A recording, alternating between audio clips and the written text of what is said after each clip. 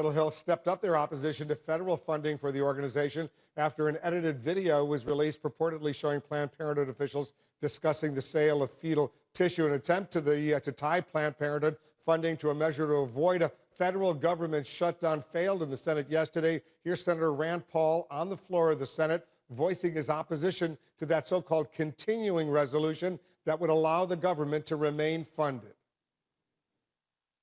We were told that when we took over Congress, when Republicans were elected to Congress, that things would be different.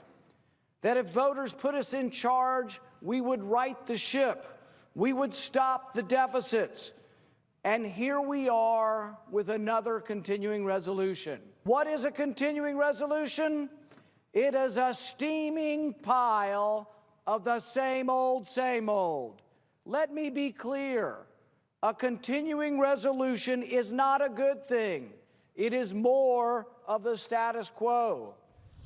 Senator Rand Paul, the Republican from Kentucky, a Republican presidential candidate, is joining us now live from Capitol Hill. Senator, thanks very much for coming in. Thank you.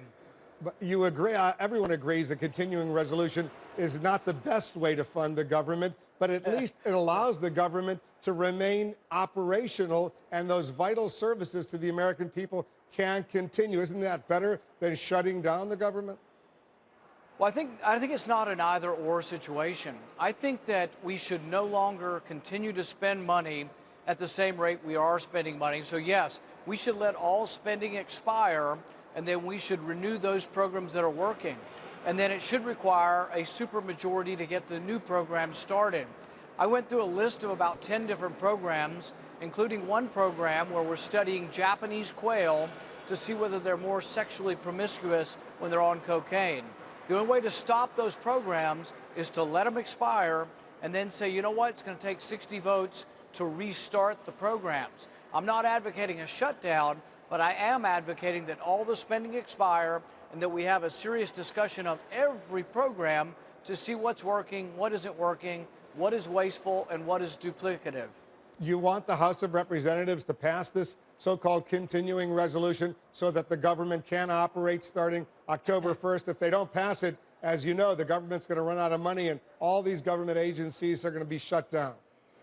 The continuing resolution is a collection of all of the spending bills lumped together, and there's no reform. So we borrowed $1 million a minute. I think it makes no sense to continuing spending money at this rate. So I would stop all of the spending, let it expire. And then the interesting thing is the rules of the Senate are it takes 60 votes to affirmatively pass anything. That hurdle of 60 votes should be used not to stop spending, but actually to get it started. So things like Planned Parenthood, which are very, very controversial, and the procedure of turning the baby around to get to its organs in order to sell the organs is very controversial. I think it should require 60 votes to affirmatively begin spending money on Planned Parenthood. And this could all happen if we simply let it expire and then try to restart those parts of government that are working and that we want to continue. Well, it looks like the House probably will pass this temporary measure. The government will stay open at least for 3 months, and then this bigger battle that you want to undertake, you'll be able to continue that fight. Let's talk about the race for the White House for a few moments while I have you. In the last polls, right now you were at 3%. Before that, you were at 11%.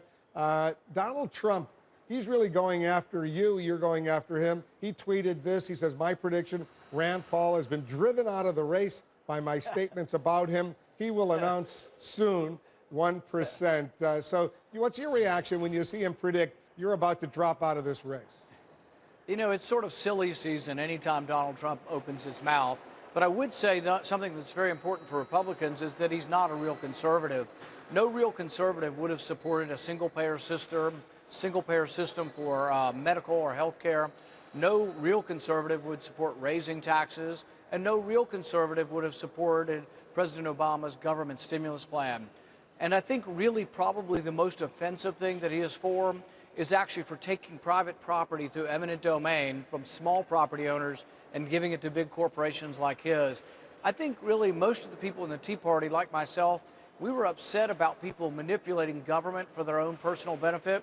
And I think that's the essence of who Donald Trump is. So I think once the Tea Party and conservatives wake up and say, you know what, this guy really is a manipulator and the consummate insider who uses government for his own personal benefit. I think when people realize that, you're going to see a great shift away from him. In these national polls, though, he's at what, 20 or maybe 25% in some of these polls. You're at 2%, maybe 3%. Why is he doing so well and you're not? There is a certain celebrity phenomenon going on that's skewing the polls, but I think we've started to see a shift. He's down about 10 points, and I think there's going to be a time when he will be marginalized and seen somewhat for the comedic individual that he is, but not really as a serious contender. And I think that's where he'll wind up. We just need to move along and get closer to that point when all Americans will see that he's not a serious contender. He issued a pretty detailed tax plan yesterday, as you know, lowering the top rate from about 39% to 25%, eliminating taxes for all sorts of individuals who make under $25,000 a year, couples who make under $50,000 a year. I assume you like those reductions in the tax rate that he proposed. You know, I think my tax plan is better. I get rid of all 70,000 pages of the tax code. I have one single rate, 14.5% for individuals and 14.5% for corporations. I also do something that no other tax plan does, and I get rid of the payroll tax. So every working class American will have a couple $1,000s left in their paycheck. So I like our plan better. It's simpler. His plan will continue a lot of the cronyism and a lot of the special interest politics that go into the tax code. Ours would eliminate all of that. You could file your tax return on one single postcard. What about his proposal to raise taxes for the what he calls the hedge fund guys? I would do the opposite. Instead of raising their taxes, I would lower everyone else's taxes to that level. So hedge fund guys, people who make capital gains taxes, they pay about 23% right now. What I'd like to do is lower everybody to 14.5.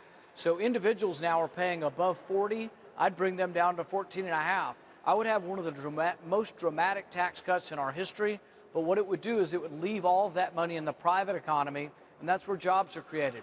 I think my plan would create millions of jobs, and I think it's really stacks up well against any of the other proposals. One final question unrelated to the taxes, but this report that came out by the House Homeland Security Committee, final report of the Task Force on Combating Terrorist and Foreign Fighter Travel, it's a damning indictment saying basically there's been no counterterrorism plan on the table for a decade right now in fighting terrorist and foreign fighter travel. It's pretty shocking when you go through it. I know you haven't gone through the entire report, but what's your immediate reaction when you hear these kinds of reports issued by this Homeland Security Committee in the House, bipartisan members, not just Republicans, but Democrats as well? Well, we did have one program under President Bush that I agreed with that President Obama got rid of, and it went to this point. It had special scrutiny for entry and exit of people coming from about 25 countries that have significant jihadist movements intent on attacking America. So I think we should have special scrutiny on those visiting as students, those wanting to get green cards, and those wanting to come on travel visas, because frankly, that's where the hijackers came from. And so I think we should be more careful, and I think we have to have more scrutiny on those who want to visit America. Senator Paul, thanks very much for joining us. Thank you.